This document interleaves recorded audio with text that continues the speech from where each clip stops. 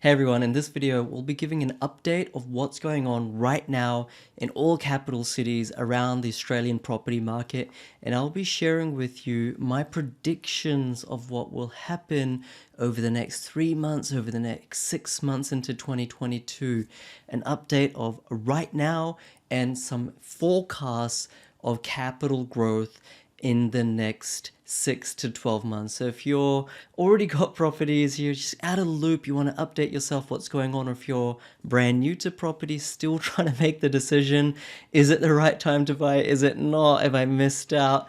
This video will bring a bunch of value. My name is PK and I help people build passive income through property investing using data without needing a $15,000 buyer's agent. If this video, my channel, which exists to help you get ahead through real estate, if this helps, give it a like, give it a thumbs up, and subscribe. That really helps me and I'd really appreciate it. So let's get into it. What you're seeing right in front of you right now is the first chart that I'm going to be sharing. This is the monthly growth rate for the Australian property market. So in March, the Australian property market, all cities together, they grew at 2.76%. So what this means is like 2.76% is huge because you times that by 12, right? You times 2.76 by 12, you have something close to a 30% growth rate. So imagine a $1 million house becoming a $1.3 million house over 12 months. That's the kind of trajectory 2.76% growth rate in 1 month means, okay, on an annualized basis. That came down, went back up again, and overall it's been coming down slightly, but you can see that it's not falling off a cliff. Yes, it has gradually trended down for the last 6 months, but this is still extraordinary growth. Like 1.5%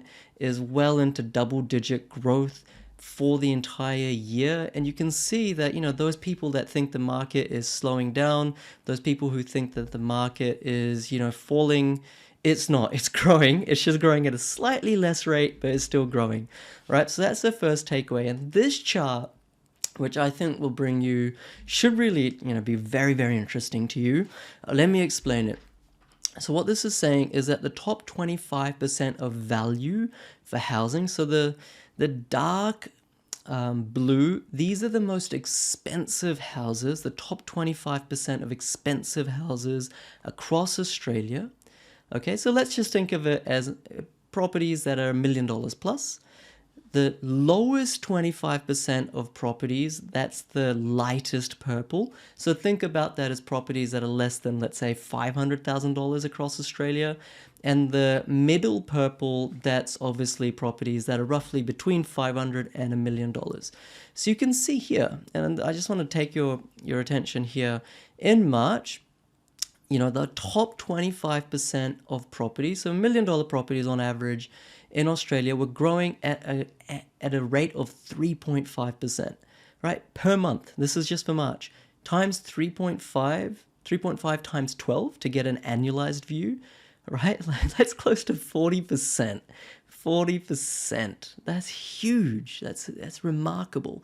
So that's the first thing. Like, the top end of town has grown astronomically, and naturally what you're seeing is that rate of growth, that darkest purple bar line has come down. It's still growing incredibly strong at double digits, but that is where the rate of growth is really slowing down. What I want you guys to know, those of you who are sitting in Melbourne and Sydney or anywhere and you're thinking, I want to buy positive cash flow properties, I want to buy growth properties that haven't already grown a mile and have got lots of steam left in them. I don't want to buy properties at the peak. I want to buy properties at the bottom end of the market. This is really interesting. The lowest 25% of properties, so properties under 500, under 400K, check this out. So that rate of growth is actually not been decreasing. So the lightest purple, this one here, so back in April, it was around 1.5%. Held its own, just dropped off a little bit. Though this doesn't mean prices have gone down. It's just the rate of growth went, down to around 1%, have actually started to go up again. Okay, not many people know this. So the the bottom end of town, the most affordable properties, that rate of growth is actually growing. So what this means is that if you're still looking to buy your first investment property, if you're still looking to buy your second, third investment property under 500K, right, this is an amazing time to buy. And I'm not just saying that because I have an agenda or I'm a property expert. Of course, that's what I'd say, right? I'm telling you, don't buy $1 million properties right now. What I'm telling you is buy under 500K properties. That rate of growth is increasing. The property market is not, is not mellowing out. It's not falling. The property market in that sub 500K market is growing faster than ever, right? So right now in October, it's grown at a rate of, let's say, 1.5%. So 1.5% times 12 over an annual growth rate is it's huge. It's close to 20% growth. And the thing is, it's increasing. So don't be on the sideline, guys. Don't, like, if you're still wondering, have I missed the boat? You haven't. In fact, this is the best time to buy affordable properties, which are positive cash flow. So let's go around the ground. And guys, if this is bringing you value, hit the subscribe button. That'd mean the world to me. Give it a thumbs up. That way more people will find this video. Okay, I'm going to give you some predictions and what's going on city by city. So Sydney, look, clearly that rate of growth has been coming down. And that's exactly like I said. Sydney average median price is above $1 million. That is what I just illustrated. That top end of town is mellowing out. So if you're in Sydney, you're thinking that this phenomenon is Australia-wide, it's really not, okay? It's really not. It's really held to predominantly Sydney. Now, what we're seeing in Melbourne, which is really interesting to me, is that, it's also got this phenomenon of very expensive properties above $1 million. So naturally, that rate of growth is mellowing out. But what you can see is now that, Melbourne is coming out of lockdown, that rate of growth, which was slowing down, is starting to pick up. Now, I don't personally think that 1% will go up to 2.5% or 2.4% again in the next 6 months. And the reason is that the number of listings is really increased. So the CoreLogic has counted almost 11,000 new listings over the last, you could say week or a month or 2 months. So that's 20%, almost 20% above the 5-year average. In layman's language, supply is coming online. When supply comes online, whether it's in a suburb level or city level, prices don't grow as fast as they ought to. Supply demand, everything works by supply demand. So I think Melbourne will continue to grow at a faster rate going forward, but it's not going to get to that, extreme frenzy levels that we saw towards the start of the year. Now, Brisbane is a really, really interesting one, and this is really smack bang in that affordable category, sub 500, sub 700K, and you can see here in October, this rate of growth has shot up. It shot up because lots of Sydney, Melbourne folks, including my clients, they've said, I don't want to buy in Sydney, Melbourne anymore. It's too expensive. I can't get positive cash flow properties. I want to buy somewhere where affordability is higher. They're buying in Brisbane. And this is really going up a lot. Now, 2.5% monthly growth rate, that's a well above 20%, is not sustainable. So I don't think it will remain there for very long. But prices in Brisbane definitely are going to continue going up for the next 24, 36, 48 months. That's my prediction. Now, at the start of this year, 2021, I predicted that the Australian property market will grow close to 30%. It has, and I think next year it will grow by between 10 and 20%. Okay, so if you're still on the sidelines, get off, you're not too late. Buy property. You're going to be regretting not buying, especially in places like Brisbane, right now. You're going to be regretting that in 12 months, 24 months, 36 months. Adelaide, where we've probably done the lion's share of property investing over the last 24 months, you can really see that, that sort of rhetoric in the media that, property prices are coming down, they aren't. Check this out. They're actually increasing. The rate of growth has gone up from 1.6, 1.7, 1.9, 2%. This is not slowing down. Adelaide is, in my mind, the hardest place to buy property right now. There are almost like 3 people, the ratio is 3 to 1, demand versus supply. That's not cooling off. There's no real supply coming online in Adelaide. I think there's so much more money to be made in Adelaide. For those of you who are my clients, congratulations for buying at Adelaide. You guys are going to make so much more money. I can I can guarantee it basically by looking at the underlying data. So Adelaide's going to rise by, I think, at least $100,000 on average over the next 12 months. Perth is a really interesting story, and I know I just did a video on Perth talking about how it's affordable, how the property market is, got some great momentum, and you're probably thinking, well, these stats don't really prove that, PK. The rate of growth, which did exist at the start of this year, is really falling off a cliff. So what's going on? What's happening is that people who have been affected by border closures have really impacted the market. But the second thing, the most important phenomenon, people who were scarred or burnt by buying properties 5 years ago that have been stagnant have been selling. So demand is incredibly strong in Perth, especially rental demand, which is a precursor for capital growth. But a lot of people are selling their properties, just cashing in because they're not sure what the future will bring with it.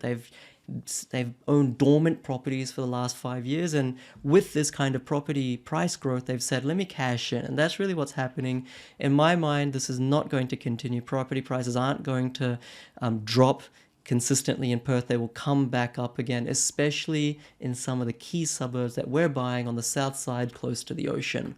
Okay, in Perth, it's very much markets within markets. Don't buy with a blindfold on. You'll do incredibly bad. Look at the data. Hobart, defies all logic. It's continuing to steam ahead. I think this will continue to happen, but I think Hobart, as much as Sydney, is now in the territory of being a bubble. I think in 2 years' time, I wouldn't be surprised if Hobart property prices fell by 10, 20%. I think the locals really can't afford this kind of price growth anymore. It's really, I can't recommend anyone to invest in Hobart property right now, or Tassie property in general right now. I think it's got a lot of risk on the downside. So once again, you can't just look at these numbers and say growth now means growth in the future. It's not always the case. You have to pair it with so many other data points, right? Low supply is what's keeping the property market up in Hobart. That is bound to change in the future. But Hobart has never had a run of more than 7 years of consistent price growth, and it's been 7 years now. Okay, so guys, if this is bringing you value, hit the subscribe button, turn notification bell on. Last two, Darwin, patchy as you can get. I think Darwin, is not really a place if you want long-term sustainable growth. There has been a lot of short-term growth on offer, but once again, the employment market is really not that stable for us to say we're going to buy in Perth, and that level of price growth has really fallen off. As you can see, it's very patchy. And Canberra, if you can afford to negatively gear, Canberra, in my mind, is the best place to buy property, even above Sydney, even above Melbourne, because incomes are almost as high as Sydney, but prices aren't. Okay, so if you're happy to buy property that will cost you $5,000, $10,000, $15,000 per year, I don't really suggest that. Basically, all my clients want to buy positively geared property with growth. But if you are only looking at growth, I think Canberra's got a long way to go. The public sector, the government is not trimming down anytime soon. They want to buoy the economy. That will require infrastructure, that will require lots of hiring from the federal government. That's not slowing down anytime soon. You can see that, 2% 2% monthly growth rate is like 24% annualized, right? 24%. You can see that that's consistently been happening. So in the next 12 months, 36 months, Canberra will go up, I think, at least by another 20%. So lots and lots of legs. Hopefully, guys, this brought you a ton of value. Tell me, are you still on the sidelines? What are you afraid of when you look at so much data, when you look at my literally 50 videos that I've done on these topics in the last 6 months, urging you to buy? I don't care if you use my services or not, urging you to buy. If you're still on the sidelines, tell me what you're afraid of, and I can help you overcome those fears. I can help you overcome those doubts, overcome that apprehension, because there's so much wealth to be made in Australian property. Just because it's gone up in the last 24 months, 12 months, that doesn't mean that growth will stop. That's not how property booms work. They normally go for at least 2 to 4 years, but you can see this is not the case blanket, Australia wide. Some cities have the most upside, and I've talked about them in this video. So tell me, which city are you considering to buy? Leave that comment in below, and if this brought you value, hit the subscribe button, turn notification bell on, give it a thumbs up. I'd be super, super grateful. And I'll leave links below, guys, to my podcast if you really want to up things, if you really want to take things to the next level, and also to the Facebook group. More than 10,000 people having these types of discussions, crowdsourcing knowledge, democratizing intel. Great place to be if you want to invest in property you already have in properties.